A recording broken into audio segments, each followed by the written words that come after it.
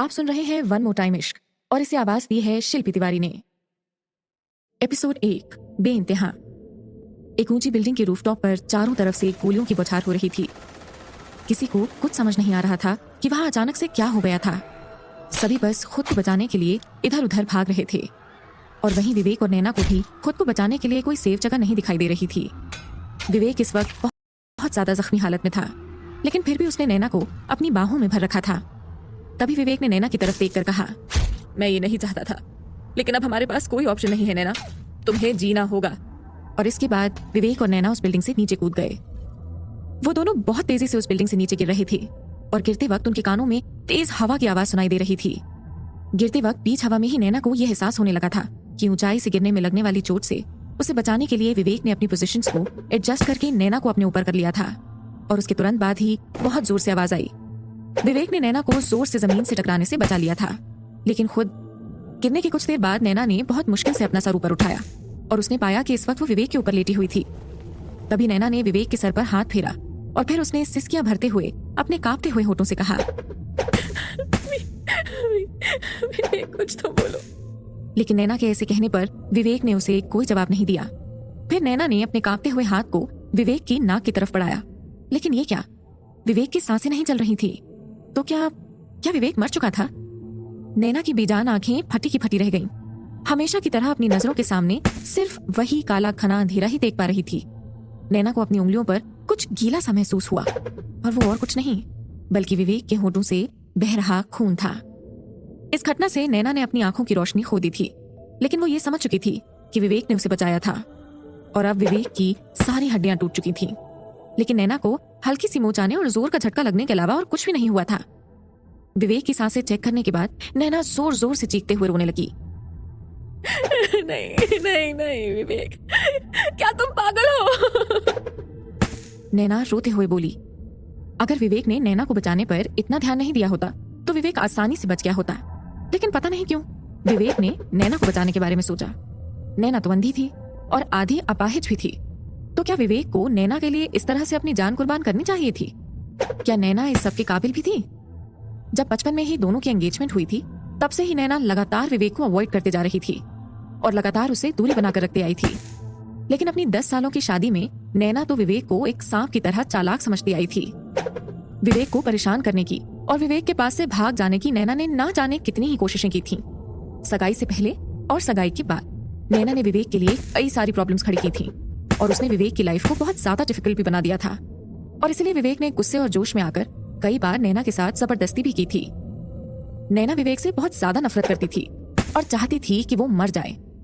लेकिन अब जब विवेक सचमुच मर गया था, तो फिर नैना के दिल में अभी अजीब सा दर्द क्या था? उस विवेक के लिए इतना ज्यादा बुरा क्यों लग रहा था? नैना खून के आंसू बहा रही थी। अब नैना को आखिरकार ये समझ आ ही गया था कि चाहे वो जैसी भी थी और वो जैसी भी दिखती थी, लेकिन विवेक ने अपनी पूरी जिंदगी उसे प्यार करने में और बाकी सारी चीजों से उसे प्रायोरिटी देने में ही लगा दी थी। अब आखिरकार नैना को ये समझ आ गया था कि विवेक ने बहुत समय पहले ही उसके दिल में अपने लिए जगह बना ली थी। विवेक एक ताकतवर और एक ऐसा इंसान था जिससे कोई नहीं जीत सकता था, तो फिर वो ऐसे कैसे मर सकता था? उसका वजूद ऐसे कैसे खत्म हो सकता था? नैना की आंखों से निकलते हुए गर्म आंसू उसके होंठों पर टपक रहे थे और धीरे धीरे खून का स्वाद नैना के पूरे मुंह में फैल रहा था। नैना इस वक्त इतना ज्यादा दर्द महसूस कर रही थी कि उसकी आंखों से खून के आंसू निकल रहे थे। नैना तो सचमुच अंधी थी जो गलत आदमी के प्यार में पड़ गई थी। नैना के साथ ही बिल्कुल ठीक नहीं हुआ था कि उसकी आंखों की रोशनी चली गई थी और अब उसकी हालत इतनी खराब हो गई थी और अब आखिरी बार वो अंधी अपाहिज नैना विवेक की तरफ देख भी नहीं सकती थी। तभी कुछ लोगों के तेज कदमों की आवाज आई। वो कदम उन्हीं की तरफ पड़ रहे थे। वहां कुछ लोगों के जोर जोर से रोने, चीखने, चिल्लाने और जान से मार देने की धमकियों की आवाजें आ रही थी। नैना तुम्हें जीना होगा। विवेक की वो धीमी आवाज लगातार नैना के कानों में गूंज रही थी। ये विवेक के आखिरी शब्द थे। अपनी जिंदगी खो देने के बाद भी विवेक ने अपने दोनों हाथों से अभी भी नैना की कमर पकड़ रखी थी, जैसे उसे इस बात का डर हो कि कहीं वो उसे खो न दे। नैना के अंदर एक यूनिक एबिलिटी थी। नैना तो लोगों के बीच खुद को छुपा सकती थी और उन लोगों से अपना पीछा छुड़ा सकती थी जो उसका पीछा कर रहे थे। लेकिन विवेक तो इतना ज्यादा प्यार करता था, तो फिर वो विवेक को यूं ही वहां कैसे अकेले मरने के लिए छोड़कर जा सकती थी? लेकिन अब नैना के पास ऐसा कोई तरीका नहीं बचा था जिससे वो विवेक की आखिरी ख्वाहिश को पूरा कर पाती और अब वो विवेक के बिना जीना नहीं चाहती थी। नैना ने धीरे से अपना सर झुकाया और विवेक के सीने पर रख लिया। इस वक्त विवेक की बॉडी हिलडुल नहीं रही थी, लेकिन ऐसा लग रहा था जैसे कि उसमें अभी भी वही गर्माहट बरकरार थी। नैना विवेक के सीने पर सर रखे हुए किसी गहरी सोच में डूब गई। तभी अचानक नैना के शरीर में लहर सी दौड़ गई और उसने जोर से विवेक की बॉडी को पकड़ लिया, जो इस वक्त खून से लथपथ पड़ी थी। विवेक के जीते जी तो नैना ने उसे धोखा ही दिया था, लेकिन विवेक के मरने के बाद नैना विवेक की आत्मा और शरीर के करीब रहना चाहती थी। अगर नैना के पास ऐसा कोई तरीका होता जिससे वो समय को वापस ला पाती, तो वो कभी भी अमित से प्यार नहीं करती और विवेक के प्यार की कद्र करती और उससे कभी अलग नहीं होती। नैना को इस वक्त बहुत दुख हो रहा था। उसे सचमुच अपने दिल में बहुत तेज दर्द हो रहा था और तभी इस तेज दर्द को महसूस करते हुए नैना ने धीरे धीरे अपनी आंखें खोली। और जैसे ही नैना ने अपनी आंखें खोली, उसकी नजरों के सामने उस आदमी का चेहरा आ गया जिसके करीब वो इस वक्त जमीन पर पड़ी थी। वो आदमी काफी ज्यादा हैंडसम था और उसका चेहरा काफी अट्रैक्टिव था। विवेक गुप्ता, यही तो वो चेहरा था जो नैना अपनी मौत के कुछ वक्त पहले देख रही थी। क्या ऐसा था कि भगवान ने नैना पर दया कर दी थी और उसकी आखिरी इच्छा पूरी कर दी थी? इतने वक्त तक कुछ ना देख पाने के बाद भगवान ने आखिर नैना को क्यों ये मौका दिया था कि वो दोबारा से देख सके? नैना तो अपनी पलकें झपकाने की हिम्मत भी नहीं कर पा रही थी और वो बस अपनी बड़ी बड़ी आंखों से लगातार विवेक को घूरे जा रही थी। वहीं विवेक को यह एहसास हो गया था कि नैना लगातार उसकी तरफ ही देख रही थी और वो सोचने लगा कि नैना उसे मन ही मन कोस रही होगी, क्योंकि उसने उसके साथ जबरदस्ती जो की थी। लेकिन अगले ही पल विवेक के हाव भाव एकदम बदल गए। पर विवेक की उन गुस्सैल निगाहों का नैना पर कोई भी असर नहीं हुआ और वो बस अपनी बड़ी बड़ी आंखों से लगातार विवेक को ही घूरे जा रही थी। नैना को इस बात का डर लग रहा था कि कहीं वो इस मौके को एक भी सेकंड बर्बाद ना कर दे। ये तो नैना के साथ सचमुच बहुत बुरा हुआ था, क्योंकि वो बहुत लंबे वक्त से अंधी थी, लेकिन अब वो आखिरकार विवेक को देख पा रही थी और इस बात से कोई फर्क नहीं पड़ता कि क्या वो सपना देख रही थी या वो एक आत्मा बन चुकी थी। लेकिन अब वो अपना पूरा ध्यान सिर्फ और सिर्फ विवेक पर ही देना चाहती थी। तभी विवेक ने अपना एक हाथ उठाया और नैना के गाल को हल्का सा खींचते हुए प्यार से कहा, ये तुम क्या कर रही हो? क्या तुम मुझे इस तरह से देखकर ही मार डालोगी? इस वक्त नैना के गाल में जो दर्द हो रहा था, उस दर्द की वजह से अचानक से उसका ब्रेन फुली अलर्ट हो गया।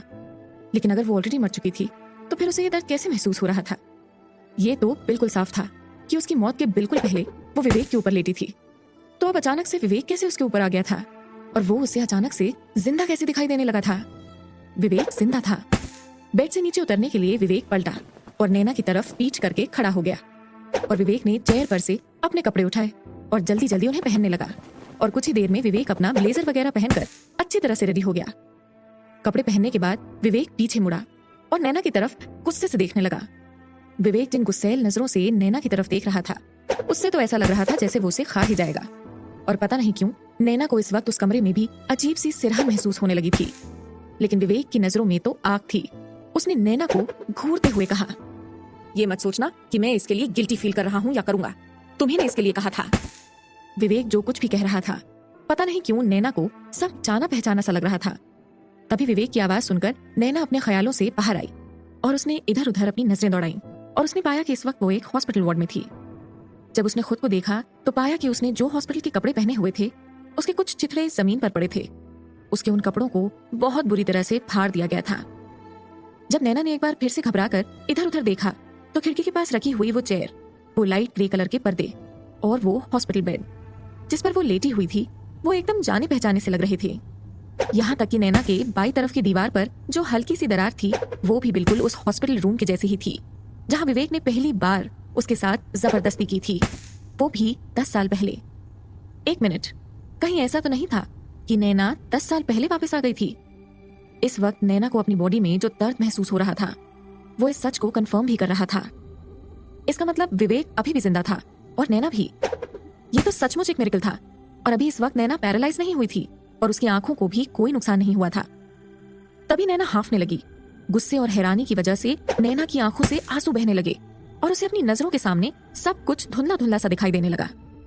विवेक नैना की आंखों में आ रहे उन आंसुओं को देखने लगा, लेकिन विवेक की नजरों में इस वक्त बहुत खतरनाक गुस्सा भरा हुआ था, जैसे वो नैना के टुकड़े टुकड़े कर देना चाहता हो। तभी उसने गुस्से में कहा, तुम रो क्यों रही हो? मैंने तुम्हें पहले भी बताया था कि तुम मेरी हो, क्योंकि तुमने मुझे धोखा देने की हिम्मत की है, तो फिर अपनी हरकतों का अंजाम भुगतने के लिए तैयार हो जाओ। अचानक नैना को याद आया कि अपनी पिछली जिंदगी में वो अमित के साथ भाग गई थी और ये वही आदमी था जिससे वो अभी प्यार जता रही थी। लेकिन अमित के साथ जाते वक्त रास्ते में ही उसका एक्सीडेंट हो गया था। इस एक्सीडेंट के बाद अमित सीरियस कोमा में चला गया था और कलाई में चोट लगने की वजह से नैना को हॉस्पिटल में एडमिट कर दिया गया था। नैना की रिक्वेस्ट की वजह से डॉक्टर ने अमित को भी उसी हॉस्पिटल रूम में एडमिट कर दिया था जिस रूम में नैना थी।